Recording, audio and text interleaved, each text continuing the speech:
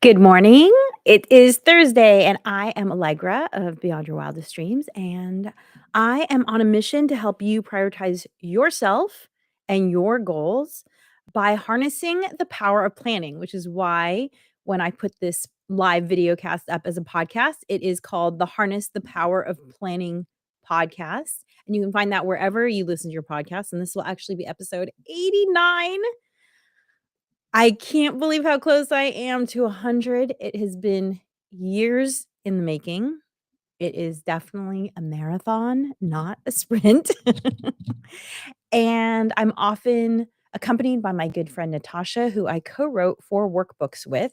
These are our, as we call them, bouquet of books. And these books are all designed to help you prioritize yourself and your goals because you are important.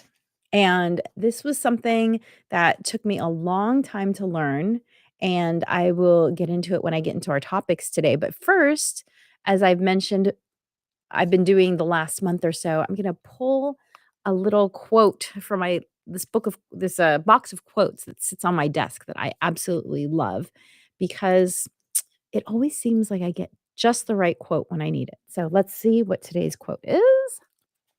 I don't look at these in advance, by the way. Okay. Anything, everywhere, little or big, becomes an adventure when the right person shares it. Kathleen Norris. Anything, everywhere, little or big, becomes an adventure when the right person shares it. I have to say, I feel like this is the first quote that I want to amend a little bit. Usually, I just take the quote and I run with it. But this quote, I feel like I want to change it to say, anything, everything, little or big, becomes an adventure when you have the right mindset. Because that is what I have found is that anything can be an adventure. Going to the DMV can be an adventure if you have the right mindset. If you're I have met I've had some really interesting conversations when I've been forced to go to the DMV unplanned. I live in California. I don't know where you live, and you can actually make appointments here at our DMV. And when you make an appointment, you're kind of like in and out. It's awesome. But one time my license was stolen, and so I had to go unexpectedly, and I had the most interesting conversation with a person who I actually ended up grabbing a meal with after that. So, I believe that everything can be an adventure if you have the right attitude. I was once on a girls' trip, which is coming up again soon. I have these 4 girlfriends that one of whom I've known since I was 12? I have to actually do the math every time I think about it. Whatever 8th grade is. One of whom I've been friends with since 8th grade. The other 3 I've been friends with since 1998, so 27 years. And we get together once a year because it's so important to us. And one time we got together someplace where I had to actually do some logistical stuff. I had to actually get a car registered. And it was actually quite a lot of work, but I refused to leave the mindset of being on vacation. And so, fortunately, I was somewhere really pretty and I was just admiring all of the plants and the trickling waterfalls and that sort of thing. So, I just want to amend this quote that I pulled today and change it to anything, everything, little or big, becomes an adventure when you have the right mindset. Because I don't think you need people to share in the joy for it to be an adventure. Yes, that's wonderful, but it can be an adventure just you with the right mindset.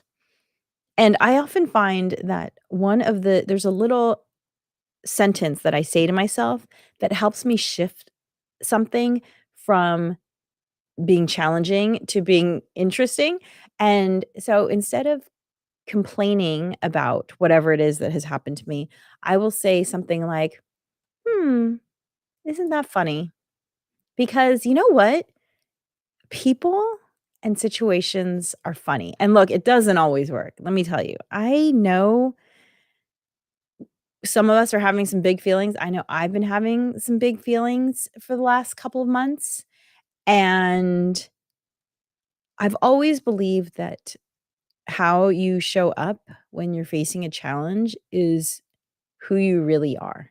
Because it's easy to be positive and optimistic and friendly when everything's going your way. But when things are a little bit challenging, that's when your true, "What are you made of?" comes out. So, mindset and reframing are really, really powerful tools, brain science backed tools. Feel free to do some research on those because I have found them to be really helpful. And if you are actually looking for maybe a book recommendation, I love Stoic philosophy. And while this book is not billed as a Stoic book, I've been listening to it recently and I'm really enjoying it. And it's called 101 Essays That Will Change the Way You Think by Brianna Wiest. And I highly recommend that book. It's been fantastic having it in my ear. My husband's been listening to it as well, and he loves it as well. So it's a good book. So today's topics are self-care is healthcare and taking advantage of the fresh start effect. So I'm going to talk about self-care as healthcare first, and then the fresh start effect second. I actually will be doing a presentation for a women's organization called Ladies Who Lead up in Northern California in a couple months. And I'm doing the presentation on self-care because I know that as I have gotten older and taken on more responsibilities, self-care is one of the hardest things to hold on to. And I don't know what season of life you are in.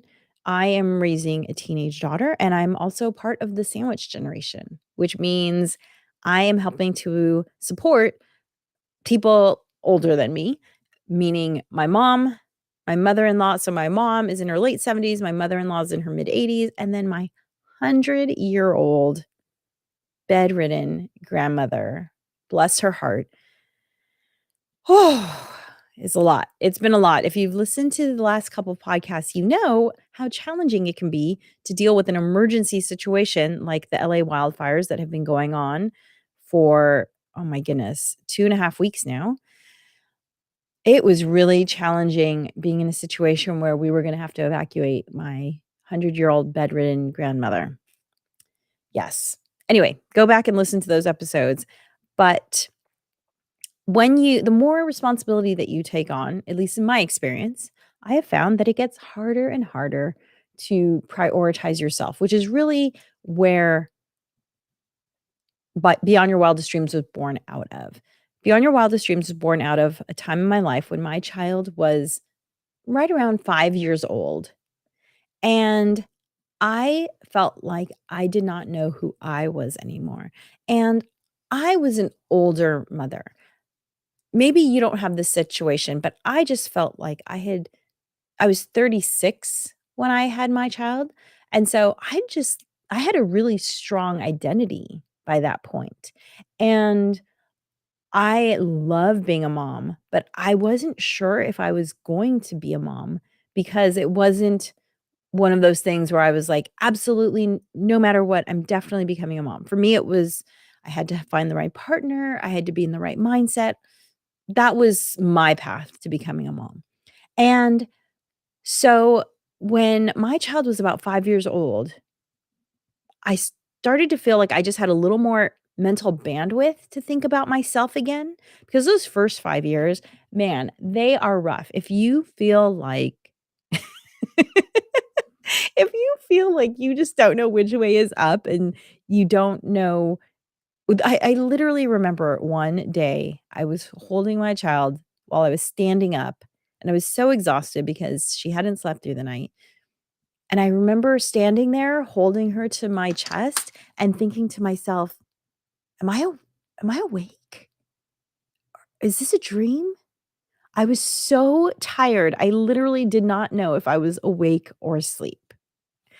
That is how exhausting it can be taking care of a child, and kudos to you.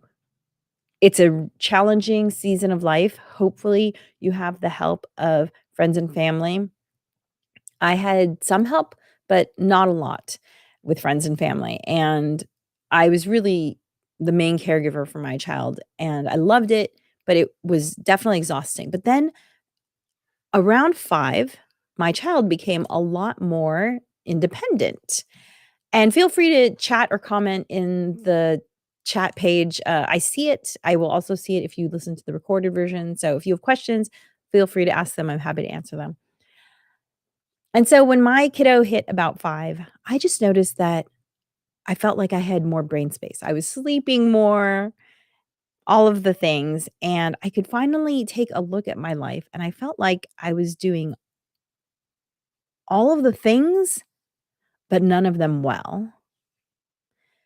And I also felt like I was not taking care of myself. I just was exhausted, physically, emotionally exhausted. And I've actually burnt out physically, emotionally 2.5 times in my life. This was the half point. This was the point where I wasn't in full burnout mode where I was physically incapacitated, but I could feel myself creeping up to the ledge. The other 2 times I was burnt out, I was physically incapacitated, literally bedridden. And fortunately, I learned from those experiences, and I've talked about those before. If you wanna look at an earlier podcast episode, the one about it's called My Burnout Story. I'll put a link in the show notes so you can listen to that one if you wanna hear it. But I was recognizing the signs of burnout, and I was able to backpedal. And I that's when I came upon the idea of really taking control of my morning. And this is what our book, Rock Your Morning, is born out of. And by the way, all of our books are workbooks. They're designed to be done in 45 minutes. And they're also designed to actually have you implement what you learn because I know from my decades of training and coaching and teaching that people learn best when they do. It's one thing to hear something and learn something, it's a total another thing to do it. And so I just remember feeling around this time when my kiddo was 5 years old that I would wake up in the morning and immediately feel stressed, immediately feel anxious, and think to myself, "I don't know what to do today." Because before my kiddo, I had my schedule, and then my child's first 5 years, she was kind of it was her body clock that was kind of running the schedule. But now that my time was my own, I kind of had to relearn what I wanted my morning to be, and I decided to be very purposeful about it because of the fact that I could feel burnout coming on. So, I just thought to myself, "You know what? I just really, really wanna do things that help me take care of myself right now, and I wanna do them first. First things first." Maybe you've heard this phrase, "eat the frog." It's a business phrase, which is do the hardest thing you have to do first thing in the morning, because then it's just not hanging over you all day. And so I decided to quote unquote "eat the frog" and just really focus my morning on myself. And did that require me to get up a little bit earlier? Yes, it did. But it's been totally worth it. And there was this great image that I saw the other day by this illustrator named Liz Fosslien.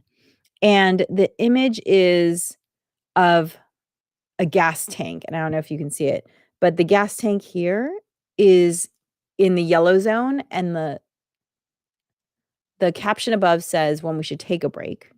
And then the next image is the dial is in the red zone as in empty, and it says the caption says when we actually take a break. And maybe you felt that. Let me know if you felt that. If you feel like the only times you take a break is when you are burnt out and running on empty. I hear you. I have been there. I have felt that. And I would say that nowadays, I feel like I am taking care of myself every day I am basically feeling like I'm always in the green zone, which is a wonderful place to come from every single day because it means that when I am showing up as a friend, a wife, a daughter, a mom, a trainer, a coach, it means that I am coming from a place of being full up. I am giving from my overflow. I'm not giving from a half empty or empty cup. I'm giving because I have energy to give. You can't you can't do what I do. I don't think you can do what I do from a place of being empty because you just won't show up as an entrepreneur. If you are on empty, you're just in bed because there's probably no one forcing you to get up. So as an entrepreneur, you have to take care of yourself because it's the only way that you have the mental bandwidth to go out and create and seek out opportunities. You don't I couldn't write 4 books from a place of being empty. And especially at my age. If you've listened to me before, you know that I turned 50 and I'm gonna be 51 actually this year. I turned 50 last year, and it's even more important to take care of myself because you don't you have to drink more water now. You have to get more movement in. I actually heard a guy the other day say something that I thought was pretty hilarious, which is, "Yeah, you have to retire at 65 because at 65, your body is your job." And at 50, I can tell you, I'm starting to feel that where it's just like everything I do, I have timers to get up from sitting so that I can get in squats. That's another form of self-care because I feel like my body needs constant attention nowadays. So I thought that was a really hilarious comment. So self-care can be whatever you want it to be. The definition of self-care is what you need. And this is, I think I have a actual article up here. Let me see if I have the code for it.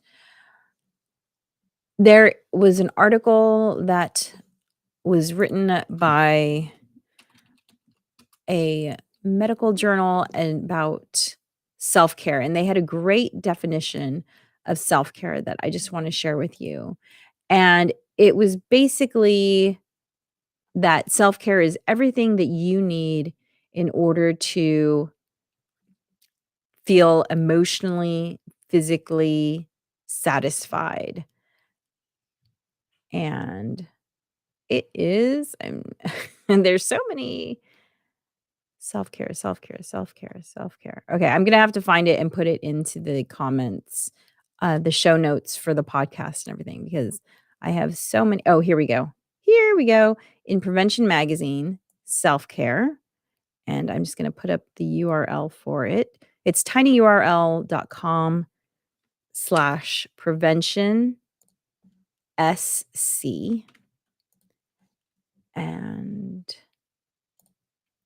put up the link right here. And you can read it because maybe you need some convincing. I get it. Self-care can feel like just another thing that you're adding to your life. Here's the QR code. If you want to click on that, it will take you straight to that article.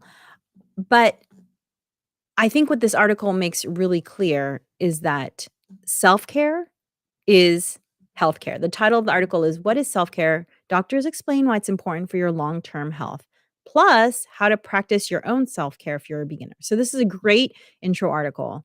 And I think the challenge when you start taking on I think the challenge is our culture doesn't teach us how important it is to take care of your emotional and physical needs, how essential it is. And maybe that's because we don't really need to be taught it. We seek it out for ourselves when we have the time. The challenge becomes when you have less time for yourself, that it can be easy to put self care further and further down the list to the point where you're not doing it at all. So, read this article about self care. It's fantastic. If you want to check out my book, Rock Your Morning, it will walk you through exactly how to come up with a morning ritual for yourself. And here's the one thing I just want to add about having a morning ritual. When I didn't have a morning ritual, I felt like I had all of these reminders going off in my head all the time. Did you drink enough water? Did you take your supplements? Have you done your exercise? Have you thought about your gratitude? Whatever it was that I had said to myself that I wanted to be doing that day. Those were basically like open windows in my head, the way with your computer when you have tons of open windows. And it actually takes up energy having those open windows because you're just constantly reminding yourself. And every reminder is a little bit exhausting and also a little bit, it's a little bit emotionally a withdrawal. It's a little bit depressing to be like, God, I still haven't done that thing. Oh, I still haven't done that thing. However, what I have found is that by having a morning ritual and really adhering to it and practicing it every day, my brain is so much quieter and I am so much happier because I don't have those little nudges pointing out to me, one, that they haven't been done, and two, that clearly I don't care about myself enough to do these things. No, they are closed, they are done, and I am happy because I know that I am being taken care of. So that is Self Care is Healthcare, part one of today's episode. So let's get into part two. Part two is I want to talk a little bit about the fresh start effect. And this would usually have been a topic that I would have covered earlier in the year. However, these little things called the LA wildfires kind of hijacked the podcast the last few weeks. And unfortunately, they're still going on now. I don't know if you're in the Los Angeles, California area. Unfortunately, two new fires broke out yesterday. One of them was small and contained really quickly. The other one was a lot bigger. And oh, wonderful. I'm so glad to hear it, Christopher. Um, this is a comment that someone's family is being taken care of. That's wonderful.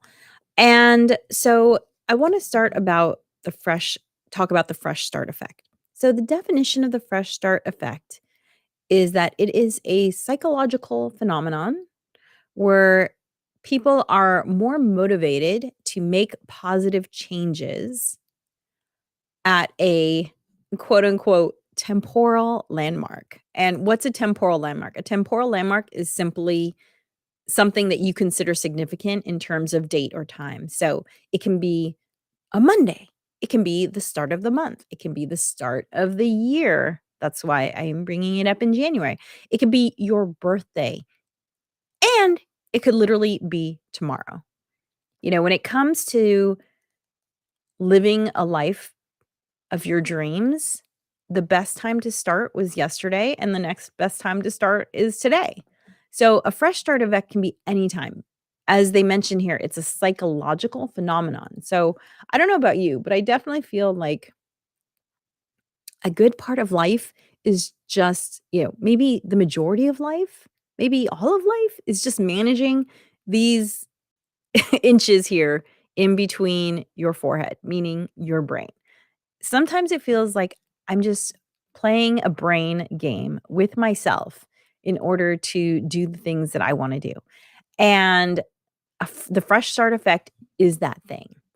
And the interesting thing about the fresh start effect is that the fresh start effect can help you detach yourself from your past. So there's two parts to the fresh start effect. There is saying, whatever I have lived up until this point and wherever I am now, good or bad, I am closing the door on that. I am putting that to bed, putting it to rest, whatever you need to say to yourself to move forward. And then step two is, and I am going to start anew. We all have things that we want to have done differently. We all have lessons that we want to walk away from. and be born anew because of them. And what the fresh start effect shows is that it's simply a choice to make that fresh start. It doesn't have to be January 1st. It doesn't have to be even February 1st. It can be as early as tomorrow. Now, I will say from my own experience with the fresh start effect that I have found I have some tips here on how to make the fresh start effect more effective for you. I do believe that when you decide to make a change, that there are 2 things you should do in order to maximize the change. And actually, I'm gonna say 3 things. The 3 things are: 1, pick a date in the future. I would say pick a date 2 to 4 weeks in the future. So if there's something that you wanna do, whether it is start writing a book, eating healthier, s look for a new job, whatever the thing is that you have been putting off that you wanna work on, pick a date 2 to 4 weeks from today, and then write that date down. Hopefully, you have a physical planner. You know, I'm a huge fan of physical planners. If you don't have one, get one now. This is a physical planner that I've been using for the better part of a decade. It's not perfect because guess what? There is no perfect planner. There isn't. The perfect planner is the one that you will use. This is the one that I have found to be the most useful to me, and as I said, I've been using it for the better part of a decade. This is this year's planner. It always sits right in front of me. Here is last year's planner right here. Actually, the last 2 years' planner are right within reaching distance in case I need to grab them. So, tip number 1, pick a date 2 to 4 weeks from now to start whatever it is you want to start doing and write that date down in your planner. Step number 2 is whatever the thing is that you want to do, start doing it 7 to 10 days before that date. And I have found this to be such a great psychological hack because I don't know about you, but I have a little bit of a rebel tendency where just because I've said I'm going to do something doesn't mean I want to do it. Again, I've said most of my life, it feels like I'm just wrestling with the little demon up here in my head. And so, a way that I have found to work around that is rather than waiting for that date, I get to feed my little rebel by saying, "You know what? I'm gonna start earlier. I'm not gonna wait for that date. I'm gonna start now." And the great thing about starting before your date is that you are so much kinder to yourself before you set that fresh start effect date than after. Afterwards, you might get into things like, "Oh, I haven't done it as much as I've said I was gonna do it. No, no, no, no." But all the days before that date that you've set, that is you patting yourself on the back like, "Look at me. I'm starting early. Oh my goodness. I'm so proud of myself." That's the difference between starting early. I also call that gaining momentum, right? You're gaining momentum working on the thing you wanna work on. So, basically, that's you crossing the starting line already running versus being at a dead stop and saying, "Oh, now I have to start." Okay? It takes the pressure off that date that you've picked as a fresh start effect. And then the 3rd tip is to and we say this in a lot of our books, but especially in Rock Your Morning. You have to practice and track your new skill so that it becomes a habit. And actually, in Rock Your Morning, we even give you a little bit of a habit tracker here.